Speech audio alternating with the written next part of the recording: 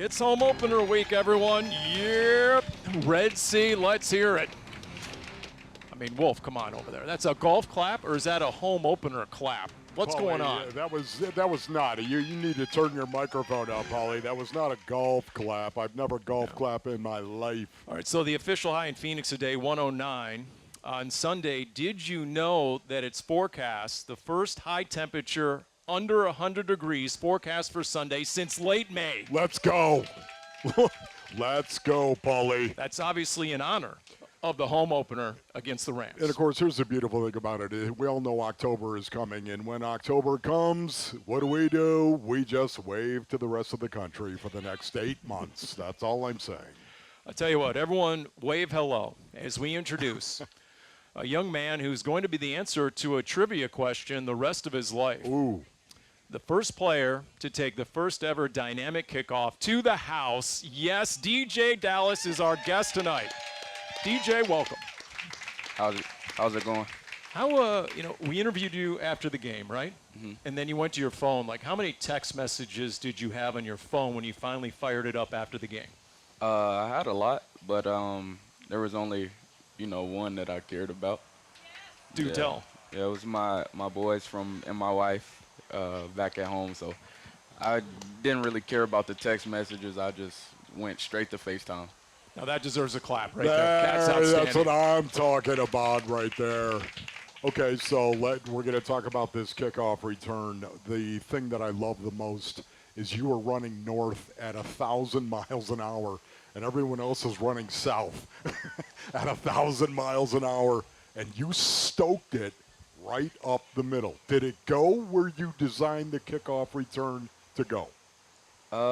Yeah, I think it hit sort of where we wanted it to hit. I think with this new kickoff rule is really about like mentality, and Coach Rogers and JG they dialed that up. We had that up preseason. Yeah. And we got reps at it, and we repped it, and it's a return that we know really well. And it's like I said, it's about mentality. It's really about like running through the dark crease, and as a returner, that's what you really have to lock in and do it. You know what I loved about that, too, if you're listening right now, it's execution. You hear this word a lot, execution. We've got to execute better. When you think of DJ's kickoff return, it was executed to me perfectly on so many different levels. And the fact that you had the wherewithal to stoke it right up between the railroad tracks, in between the hashes, stoke it right up the middle of the field, and then burst it to the outside. You had the speed to take it to the house. I did not know that about you. I did not know you had the wheels. Is that something you've always known, correct? Yeah, I knew that I could run a little bit, but I tell you no lie. When I got to the 15, I was like, oh, I hope I got enough juice to get there. I hope I got enough juice. So you were feeling it right about the 15. Yeah, right at the 15, I was just like, yeah, this is gonna hurt a little bit. And we're going to revisit it in detail a little bit later. We're going to hear the call, Passion Wolf on the call. And I want to get into the whole thing, why you decided to rep it and not hide it. I think we just got the answer, but there was the media guy afterwards, yours truly me, asking, oh, geez, how long were you guys hiding that one? Well, they weren't hiding it at all, Ron Wolfley, as you know. And boom, you saw the results. So it's about execution, Paulie. Now, as for the Cardinals, it was sort of like 2 games in one. It was week 1, but there was a 17-3 lead, and then there was Josh Allen and the Bills. By the way, that's the 41st straight regular season game the Bills have not lost by more than 6 points, meaning they've won the majority of them, and when they have lost, it's been a one-score game. So that is a juggernaut in the regular season, Buffalo.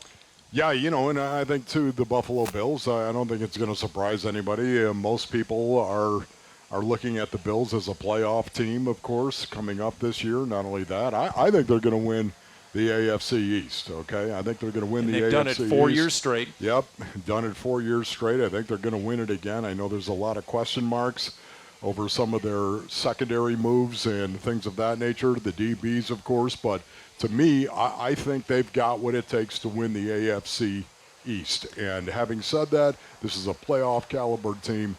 And we went up there and, you know what, dominated the first half. Then the Bills dominated the second half. It all came down to one possession at the end of a game. If you would have told me, Paulie, that it was going to come down to that scenario, the Cardinals take the ball on their own 40-yard line with 1:56 to go and 3 timeouts, I would have said sold. If you told me it was going to come down to that possession, scoring a touchdown, if you kick the extra point, you win the game. I'd have taken that all day. What's the vibe been like in the locker room? What was the vibe like on the team playing? What's the vibe been like on the practice field after a 34-28 loss? I think, well, a few different vibes from, like, day after the game, everybody was like, dang, like, we probably should have won that game, But after we got in on Monday and really, like, locked into, like, the film and looked at what we could have done better and where we went wrong, JG brought us all up and said, look, man, it's time to move on. It's time to move on because we are, for us to do what we want to do, we got to win the NFC West, and it starts on Sunday against the Rams. So, it's just moving on and putting the Rams on our brain and leaving Buffalo off our brain. And in order to beat the Rams, beat L.A., maybe beat down L.A., you got to have that consistent offense for 4 quarters, and the offensive coordinator, Drew Petzing, was talking about that. The thing that we preach and the thing that we need to work towards is consistency, that we don't have lulls, that we don't have halves like we did in the second half where we kind of, a couple 3-and-outs, a turnover. Like, that can't be our calling card. We need to put it together 4 quarters if we're going to go win games, and we weren't able to do that. So I think that's going to be the focus here this week, is just trying to find that consistency and make sure that we're doing the things that put ourselves in a position to have those 2 quarters for 4. I mean, those first 3 drives, there were 2 13-play touchdown drives. You were 5 of your first 7 on 3rd down, right? You're running it and passing it. What was clicking on those first 3 possessions, DJ? Is there anything you can bottle up or refer to going forward from the first part of the first half? I feel like we came out really hot and everything was clicking. I mean, the run was clicking, the pass was clicking. K1 looked amazing, and he looked amazing all game. But just everybody has to do their individual job and win their individual one-on-one, and we just gotta do a lot more of that in the second half. For me, in that first half, and I'm an old school guy, you probably figured that out already. But to me, there were 8 snaps you guys took from under center in the first half, and you didn't take one in the second half. There was no snaps from under center. Why was that? Was there any explanation given to you on that, or just a situation where they were blitzing, bringing pressure in the second half? Do you know why that is? I'm not sure, but I think Drew, I trust Drew, and whatever he sees, we're gonna run it. So yeah, like you said, you're kind of the same. We like that old school football, so I can see why going in the gun a lot is. Yeah, one of the things I'd love to see us do, Paulie, is really attack the line of scrimmage against the Rams this week. And I would love to see us actually line up and go with a little 12, maybe even a little 13, maybe even a little 21. Where's Jesse Luketa? Bring him out and just hammer that box, because that's exactly what the Detroit Lions did to the Rams. Now, look, JG did tell us after the game that the Bills started loading the box. That was one adjustment they made. They started bringing run blitzes. You called that out on the broadcast. Yeah. Could that have done something? You also lost your starting right tackle. There's no doubt about it, Paulie. All of that factored into it. It really did. But at the same time, you still got to be able to run the ball, even if they are coming with some rundown stuff. In fact, here's Kyler Murray this week talking about losing Jonah Williams. Man, that was rough. Last play of the first quarter, down goes Jonah Williams. He's on IR for now. Don't know the long-term status yet. Good news is Kelvin Beachum in his 13th season has been there and done that for many years. Here's K1. It hurts, anytime you're starting, when you're starting, the linemen go down. But Beach has played, I don't know what year this is. They always joke about how he's, everybody's grandpa. But, no, he's great, though. Played a ton of football. I've obviously been around him, for quite some time now. So I'm very comfortable with him being in the game. But, yeah, man, just very unfortunate and tough for Jonah to go out, especially the way he was playing, to begin that game. I mean, he's like 34 and he's getting called grandpa. Kelvin Beachum, he owned it with the media today, okay? And he said it's tough when the head coach calls you grandpa in front of the whole room. So, DJ, he gets that a lot, apparently. Yeah, he's like a wizard in there. Like we're all, you ever seen Lord of the Rings? Sure, sure. Well, we like to joke, only half joke, that he's going to be governor or CO at some point. Yeah, this is no doubt. Beach is probably going to be, he might even be the president. You got to. I told him to his face I'd vote for him. No, I don't care what yeah. party he's with. I'd vote for him. Heck yeah. It's just Beach. Yeah. So you were gonna say, have you ever seen Lord of the Rings? Oh yeah. You a Lord of the Rings fan? Of course. Oh, a little J.R.R. Tolkien. Yeah. Okay, so do you call him Gandalf? Oh, that's a good one. I might start calling him that for real. I might You know start what? calling him that. You guys have a lot in common. Both round 4 draft picks. Both excel on special teams. Both a little bit old school, physical style. The opponents don't like either one of you. We'll get into that a little bit later. And you're both fans of Lord of the Rings. That's right. I see where this is I'll going. take that. Okay. Single game tickets on sale now. Go to azcardinals.com/buy tickets to secure your seats today. We'll get into that kickoff return for a touchdown with DeeJay Dallas on the Big Red Rage, presented by Santan, Ford, and Gilbert, live at Trophy in Chandler. This one hangs in the air. It'll make it past the 20, but it's taken on the 5-yard line by Dallas.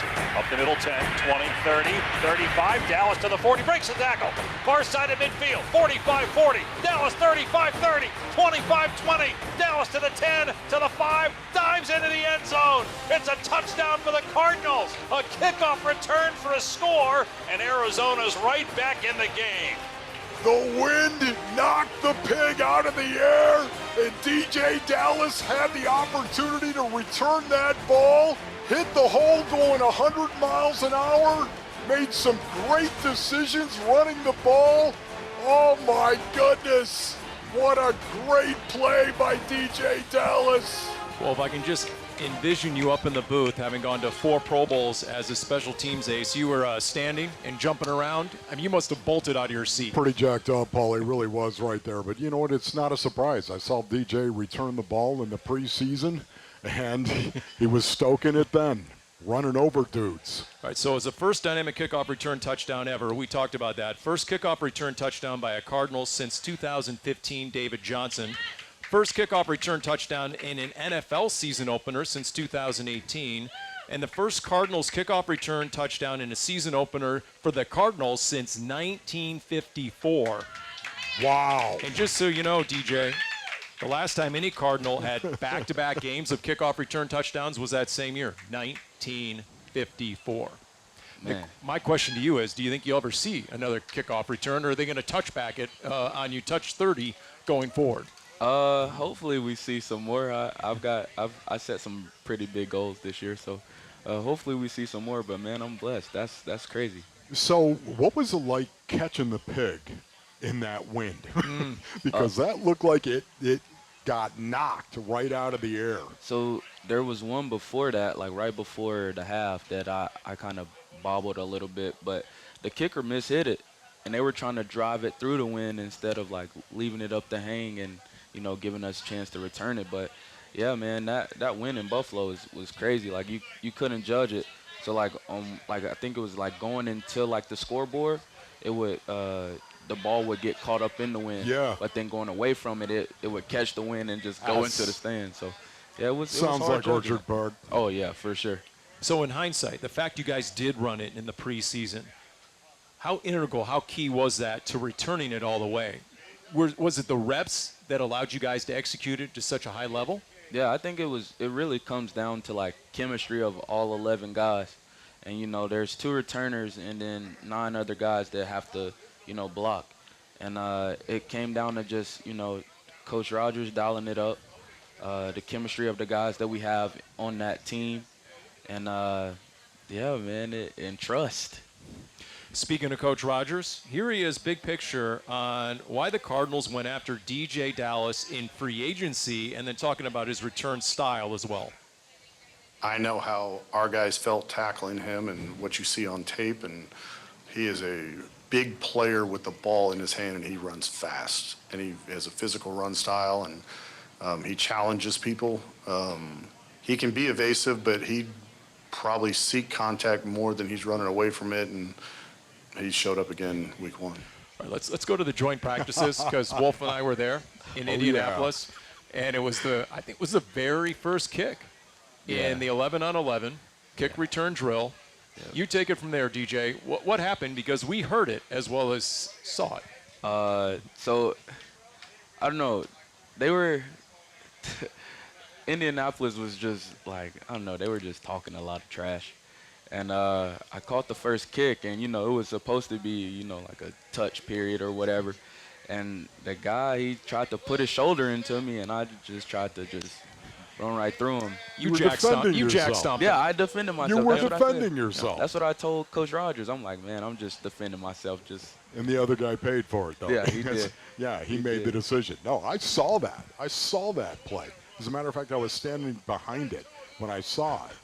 And yet there was a scrum that formed after that, right? Yeah, a couple of them, and you were in both those scrums. Interesting. I think every time you touched it going forward, there was a scrum. Hey, look, I don't. Yeah. Yeah. Exactly. Yeah. Okay. But you know what? This is the thing that I want to talk to you about, because we were talking a little bit before the broadcast, and you were talking about mentality, and you've been talking about mentality.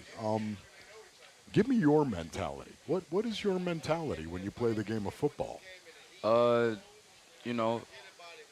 kind of like I watch The Gladiator before every game. Do you? Yeah, and I just kind of like to channel that. Wait a minute. Like Are Russell, you not entertained? Yeah. You watch that? I like to channel that. Like, that's what I tap into. Like, it's me versus you, and it's kill or be killed at that point. So I tap into that, and the rest is I just let the rest happen. So do you have a pregame ritual type thing that you go through? That are you very ordered and structured, or is it a little chaotic? No, chaos is the best. Okay. I feel like it. Like my pregame, nothing stays the same throughout. Like the year. I feel like I thrive when it's not like as structured as like other players. But one thing I did take from Gladiator is being where my feet are and being in the moment. And the scene where he enters the arena and he grabs the dirt. Or no, the first battle scene where he grabs the dirt, he picks up the dirt and he rubs it in his hand. Yeah. And that symbolized to me like be where your feet are. And I take that and I do it like every game. Like you'll see me, I grab a piece of the grass and I just rub it just to be where my feet are. Okay, this guy might be my soulmate here, right? I told you in you terms had a of lot in football context, okay? The only reason why I say that is Lambeau Field. Every time I go up to Lambeau Field, I grab the grass and rip it up and I stuff it in my pocket. Oh, yeah. Stuff it in there. No Lambeau. Well, right? doubt. I mean, you No got doubt. to do that. Heck yeah. Didn't you used to lick the pigskin? Didn't you actually? Used to. Paul, I I'm told gonna you move. never to Yeah. talk about Okay, that. let's not talk about that. I told you never Okay. to. You know what? Three's Company. You know what? Someone else who shares that same mindset. He was our guest last week, Dennis Gardak. Oh, yeah. Yeah. He told a little story about the two of you, how you guys met in Week 18 last year. And things got a little chippy, a little rootin' and a tootin'. Here's the play and then the comments about it, Dennis Gardak. DeeJay Dallas scoops it up at the 35, and then he gets absolutely crushed by Gardak at the 40-yard line. They're still cleaning up DeeJay Dallas in front of the Cardinal bench. So when the Cardinals signed DeeJay Dallas and you run into him for the first time at the team facility, is there a moment where it's a little awkward at that point? Definitely, because there's more than just that play history with me and DJ. We've been battling for the years, so it's cool to have him on our side. He's a tough-nosed downhill runner in the return game, and he's great to have on our side. But there was like a mutual respect. All right, so awkward or not awkward, when the guy you mixed it up with, you meet him a few months later and now you're teammates. No, so yeah, it was definitely awkward at first, and I remember walking in, I'm like, are we good now? Like, are we good now?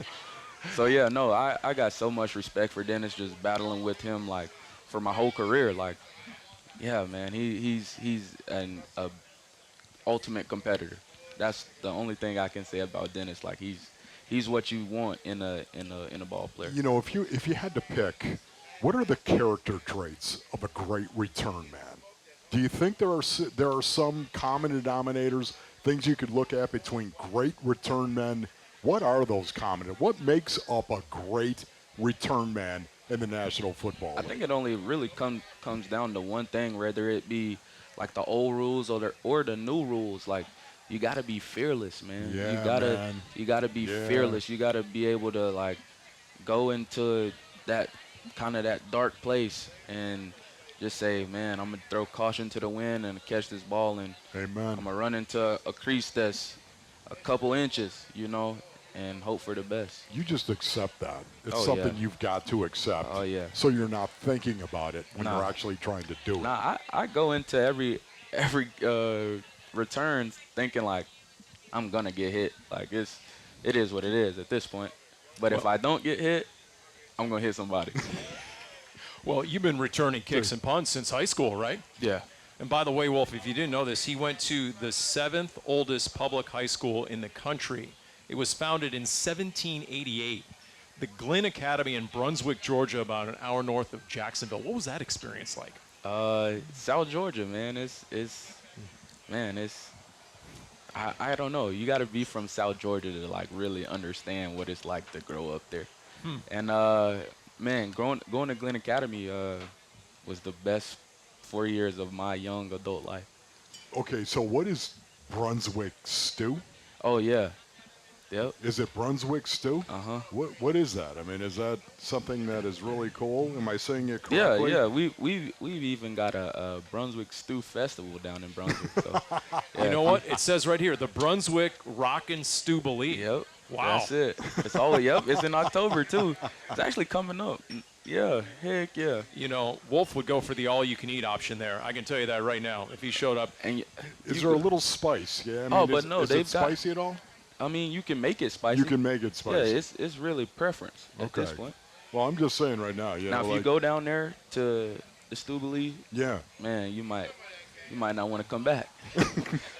Okay, could we drop your name there? Would that be cool? For sure. All right, right on. So the fact Brunswick was once called the shrimp capital of the world, do you flex on your D-line coach, Derek LeBlanc, a little bit? Because he's from Breaux Bridge, Louisiana, and he told us that he hails from the crawfish capital of the world. So in the power poll, what's ahead, the shrimp capital or the crawfish capital? Shrimp. There's not enough meat in the crawfish. You can only eat the tail.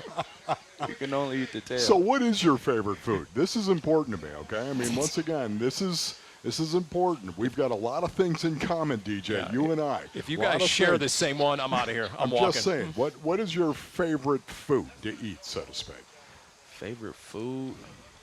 Are you a food guy? I mean, do you like food? You know, but my palate's like all over, wide, like. But you know, you can never go wrong with like some good steak and potatoes. Okay. Yeah. I'm simple. Okay. My wife, she's the chef. She's the chef. Steak and potatoes. That's what he likes, right?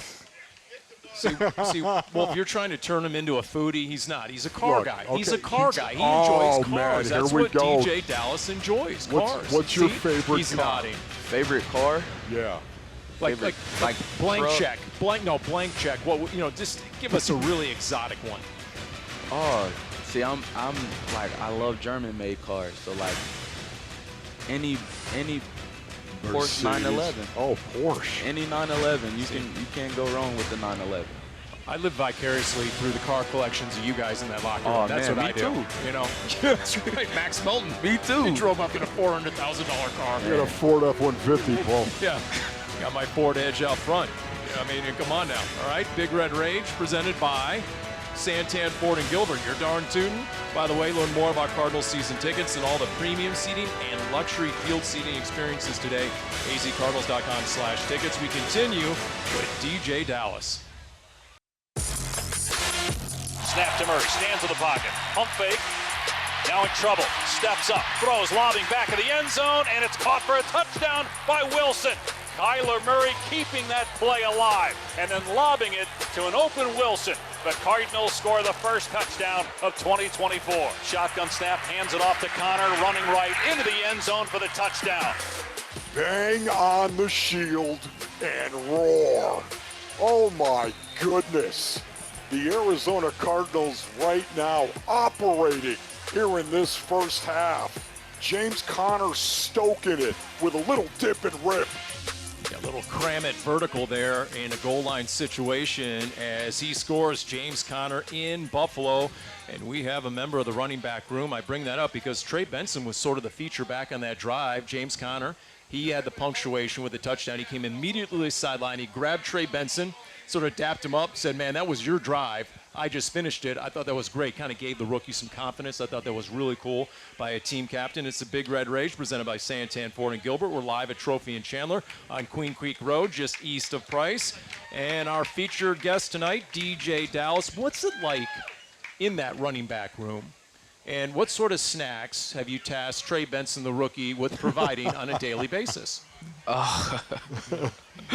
Oh man, no, our room's dynamic. We've got a super dynamic room. You know, as you know, James is our leader, and we go as he goes. You know, yeah, JC is the leader. Trey, the young buck.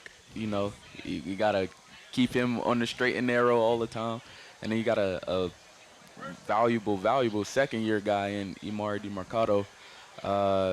And shoot, we can't forget Mike Carter. Mike Carter's still in that room too. So, yeah, we've got a super dynamic room.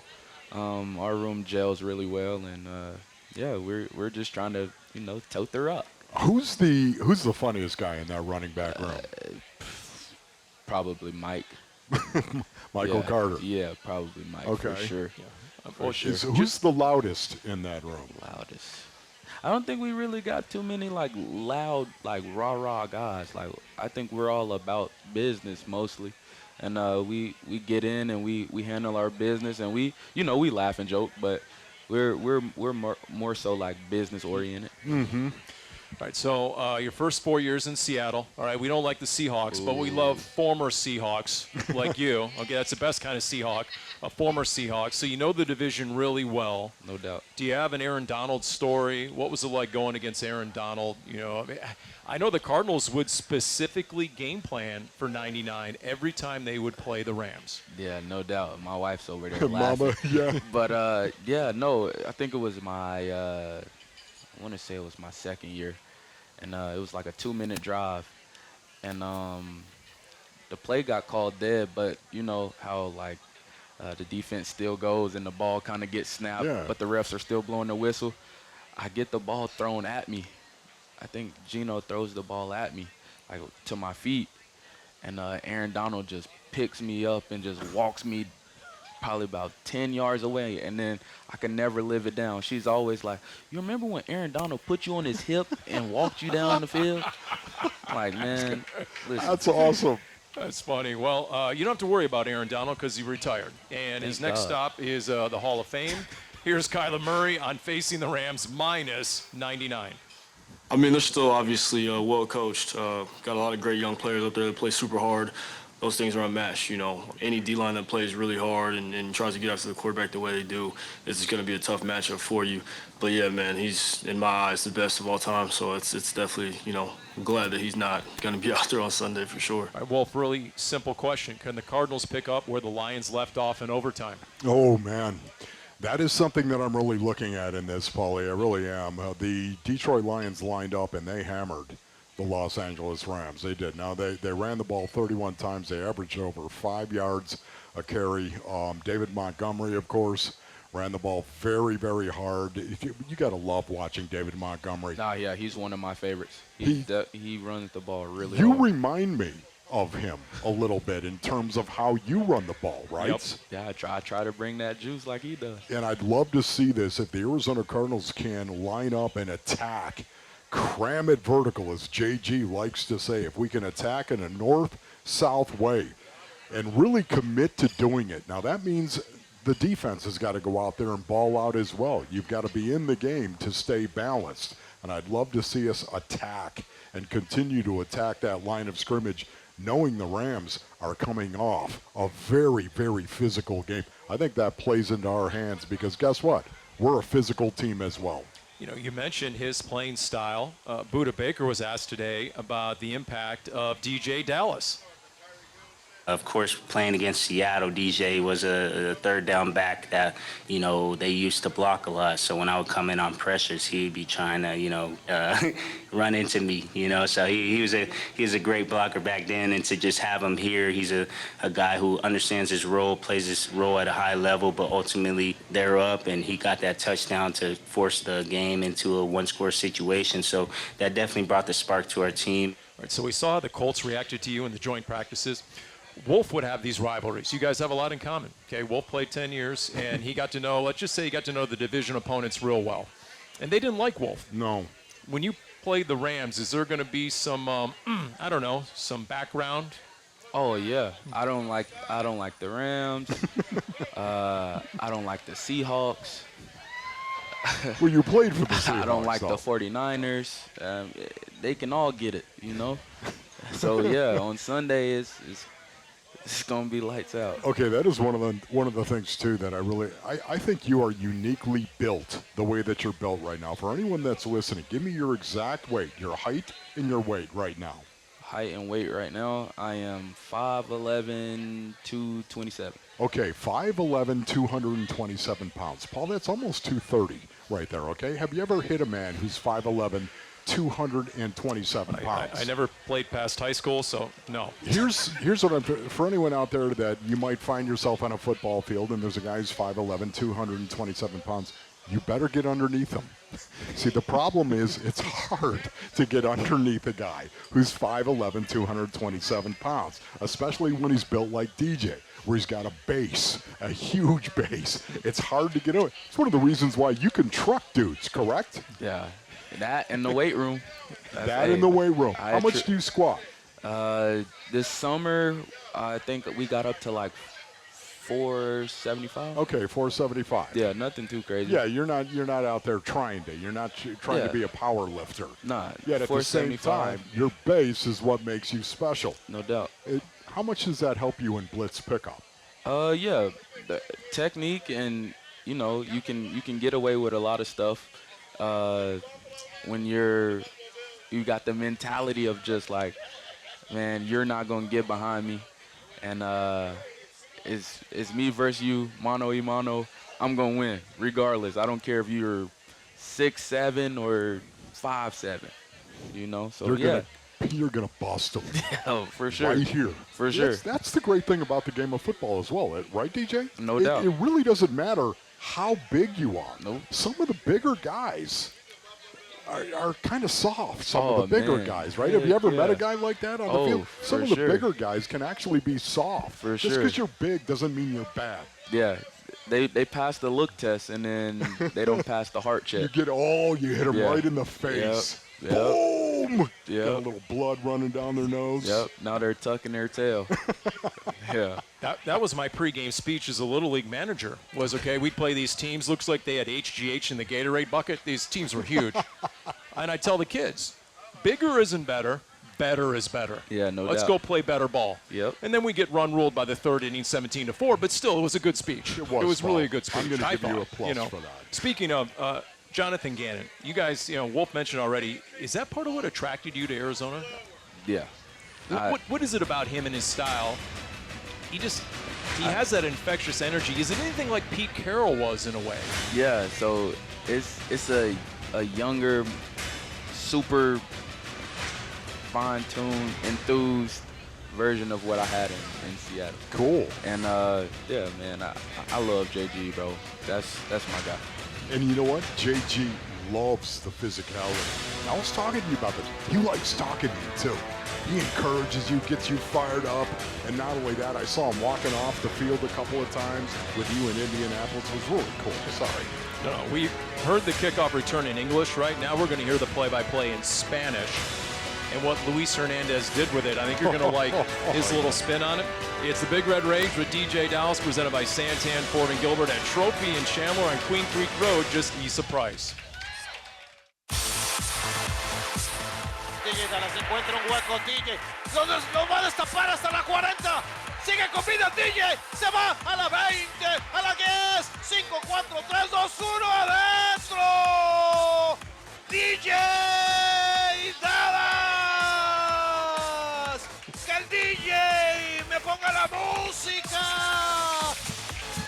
All right, so our Jim Alejandro, not only did he pull that Luis Hernandez Spanish radio, by the way, how about the Iron Man Award? Luis Hernandez called the entire game by himself. Oh, yeah. Yes. Because of a medical situation to his analyst. So, I mean, you talk about someone who put in a week one, Luis. I mean, props to you. Anyway, the ending translates as, let the DJ spin the tunes for me.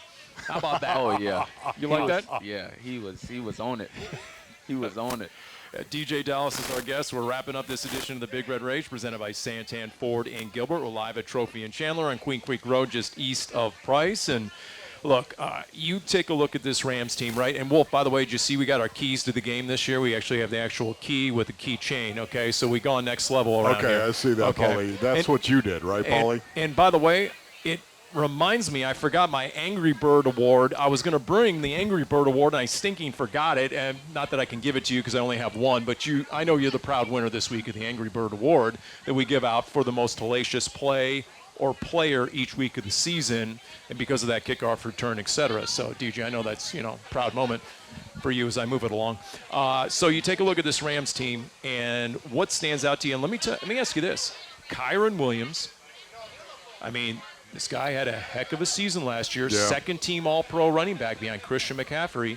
How much have you watched his game? How much other running backs in the NFL do you watch their games? Do you study other running backs? Yeah, he's a good buddy of mine, and he's a great player.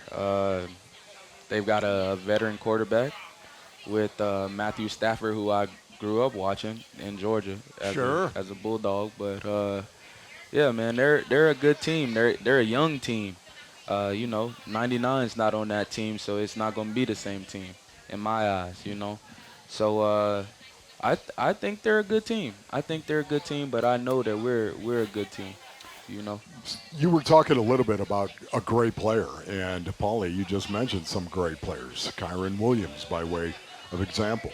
What makes a great player, in your opinion? I feel like all the greats. If you look at all the greats who we've given gold jackets to and who've had their heads put in Canton, I think all of those guys will tell you that what a great player is a player that knows how to handle his business when the cards are kind of stacked against him. His body's not feeling the best. He's banged up. He doesn't feel good in a play, or he's not, the focal point of the scheme. So I feel like that's what it is. Like the greats know how to be great when the chips are stacked against them. You have anything love that? Anything you would tell Marvin Harrison Jr.? This is your 5th year. He's played one game. What would you tell him? Have fun. That's what I do. I try to smile every game. Like it might be like a smile that don't really mean I'm happy. It might be a smile that mean I'm ready to go do some real bad stuff to some people. But it's okay. You're allowed to do that in between the white lines. No doubt. But the smile means you're about to go gladiator. That's what it means. Yeah. Yes, no doubt. But I would tell him, and I tell him every day, just continue to have fun, because that's what it is. It's a game. It's a game. God put you on this earth and gave you the abilities that you have to go play this game and to have fun. Amen. I tell you, it was even Drew Petzing said he was a little surprised how much defensive attention they gave Marvin Harrison Jr. Doubling my man. First game, like, dang, give him a break. Yeah. Shoot, let him get his feet wet a little bit. So talk about some of the keys to the game as you see it in winning this game against the Rams coming up. What do you think you're going to have to do well? We got to impose our will on special teams. Ooh, okay. Impose our will on special teams, because they play special teams real weird, but, that's neither here nor there. Run the ball. Run the ball. Can I write that down? Okay, run the ball. Pass the ball efficiently. I love it. And play good defense. That's it. There you go, play right Cardinals football. That's it. I said it all week. Play Cardinals football. Yep. You mentioned how the Rams are young. Because of all the injuries, they played 13 rookies in the season opener. Think about that. Wow. That's crazy, right? Here's Jonathan Gannon, just his quick scouting report on the LA Rams. They're a good football team. They play hard. They don't beat themselves. They're smart. They got some weapons on offense, and their defense is, Chris Shula took over. Their sound, he put some wrinkles in, because he just took over this year, and they played good football. So last year I came up with this saying, Wolf doesn't like it, okay? But it doesn't mean it isn't true. September is the new August, meaning so few teams play so few players in August that September they're still figuring things out, much like teams used to do in August. Do you agree with that? Yeah, I could say that. Some teams it takes them a week or two to sort of get that identity. Yeah, no doubt. And I don't think that's true for us. I mean, I feel like our identity was set back in OTAs. I feel like, I was new, but I feel like our identity, JG and the guys that are the leaders in the locker room kind of set that identity, and that was on display on Sunday. But, some teams, it takes them 2 weeks, 3 weeks, 6 weeks even, because, some teams start slow, and I don't think we've got that issue. There are still a lot of teams that they will play their starters in the preseason. There are still a lot of teams that do that. Yeah, no doubt. When Pete Carroll was up there, I believe he did it as well, did he not? A couple times. A couple of times. Yeah, it's to get the guys, Yeah, it's not like you're getting 30 reps or anything that out there in a game. But I guess what I'm saying is the league seems pretty split on that. In terms of, right? No doubt. Playing your starters or not playing your starters. No doubt. So what do you think about that? I don't think it, I mean, the guys get so many reps in practice. Like, they get reps in practice that the same reps they get in the game. Maybe it's not the same exact look, but it's the same play. Yeah. You know what I mean? So, I mean, I'm with JG. We didn't have to play our starters. And that was good. I mean, we got to rest our guys, and they're primed and ready to go for week 2 now. I got to get an update because we had you on the Big Red Rage in the offseason. You mentioned OTAs. Didn't you mention your brother was training to be an Army Ranger? Yeah, he's going to. He's actually put in his packet for. He's changing now. He's going to put in his SF packet, so Special Forces packet. Wow. Whoa, that is cool, That's man. pretty impressive. By the way, Wolf, you remember he did that USO tour with Trey McBride? Mm-hmm. The best part about that story was they challenged you guys to like a fitness test at the end. Wasn't that the deal? God. Man. All these military guys wanted a piece of the NFL guys in this fitness test. I miss that. How'd that go? And so I set myself up for failure. So they were taking us around like to the different bases, and we were like building camaraderie with the guys and girls. This is in Poland, right? Yes, in Poland. Okay. In Poland. So we're going to different cities and like different bases, and like every base, like they're taking us to the gym, and like it's soldiers in there working out. Yeah. And I'm like, man, I'm about to show these soldiers how I'm, So I'm benching, Sure. I'm squatting at every base almost, and man, we get to like the next day. This is like one day. Then we get to the next day, and it's time to do like a PT test, and they're like, yeah, you got to do all of this stuff. And then at the end, they're like, yeah, you got to run 2 miles. I'm like, 2 miles? I'm built for speed, not distance. And, man, I died. I felt like I was going to die on that in Poland with the Army. Oh, my goodness. And you didn't like the pierogies. No. Oh, no. See, that's one thing. That's one thing. You ask me what's my favorite food. I know what's my least favorite food. Pierogies. Get Wolf a Polish kielbasa. That's what Wolf likes, kielbasa. That's what he enjoys. That's the sausage, right? Gumbo. Thank you. DJ, we really enjoyed it. DJ, thank you. Yes, sir. Thank you. Outstanding. Great stuff, everyone. Special thanks, Jim Alejandro, Cody Fincher, Walt Ellis, Matt Lazarus, for Ron Wolfley. I'm Paul Calvisi. Once again, DeeJay Dallas, everyone. The Big Red Rage, presented by Santan Ford and Gilbert. We are Santan Ford.